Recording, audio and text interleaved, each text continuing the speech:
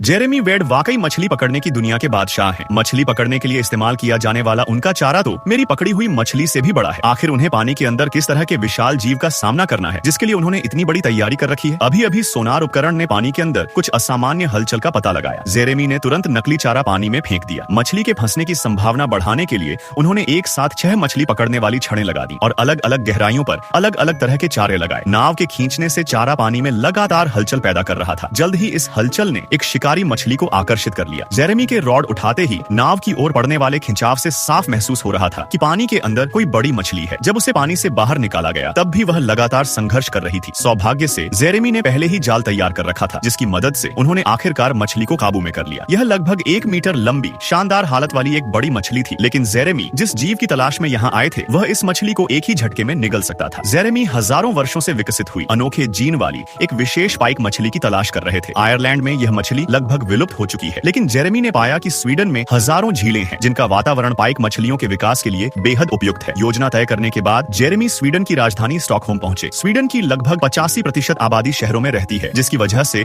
देश के बड़े हिस्से में अब भी इंसानों से अछूता जंगल और प्राकृतिक क्षेत्र मौजूद है। इन शांत इलाकों में रहने वाली पाइक मछलियां शायद असाधारण आकार तक बढ़ चुकी हों। जेरेमी को यहाँ एक विशाल झील मिली। यह झील आयरलैंड की झीलों से काफी मिलती जुलती थी और इसका निर्माण भी ग्लेशियरों द्वारा हजारों वर्षों में हुआ था। इसकी अधिकतम गहराई लगभग 20 मीटर थी। चारों ओर शांत और खूबसूरत प्राकृतिक वातावरण था जो बाहरी दुनिया की हलचल से पूरी तरह अलग था। जेरेमी ने यहाँ भी 6 मछली पकड़ने वाली छड़ें तैयार कर ली और पूरी ताकत से शिकार शुरू कर दिया। लेकिन उस पहली मछली को वापस पानी में छोड़ने के बाद उनकी किसी भी रॉड पर दोबारा कोई हलचल नहीं हुई। आखिरकार जेरेमी को स्थानीय मछुआरों की मदद लेनी पड़ी, क्योंकि इस इलाके में रहने वाले जीवों के बारे में उनसे बेहतर जानकारी किसी के पास नहीं थी। लेकिन उन 2 बुजुर्ग मछुआरों ने जो जानकारी दी उसने जेरेमी को हैरान कर दिया। उन्होंने बताया कि पाइक मछलियां समुद्र के पानी में भी पाई जाती है। जेरेमी ने हैरानी से पूछा, आप कहना चाहते हैं कि वे समुद्र में रहती हैं? मछुआरों ने जवाब दिया, हाँ, यह पहली बार था जब जेरेमी ने ऐसी पाइक मछली के बारे में सुना था जो खारे पानी में भी जीवित रह सकती थी। इस रहस्य का पता लगाने के लिए जेरेमी ने कप्तान फ्रेड को ढूंढ निकाला। फ्रेड कई वर्षों से बाल्टिक सागर में मछली पकड़ने के लिए समुद्र में जाते रहे थे। उन्होंने भी दावा किया कि उन्होंने अपनी आंखों से समुद्री इलाके में रहने वाली पाइक मछलियां देखी हैं। दोनों ने अपनी नाव एक द्वीप के किनारे ले जाकर रोक दी। अगर इस इलाके में वास्तव में पाइक मछलियां मौजूद थीं, तो उनके द्वीप के किनारे मौजूद जलीय वनस्पतियों के बीच छिपे होने की सबसे अधिक संभावना थी।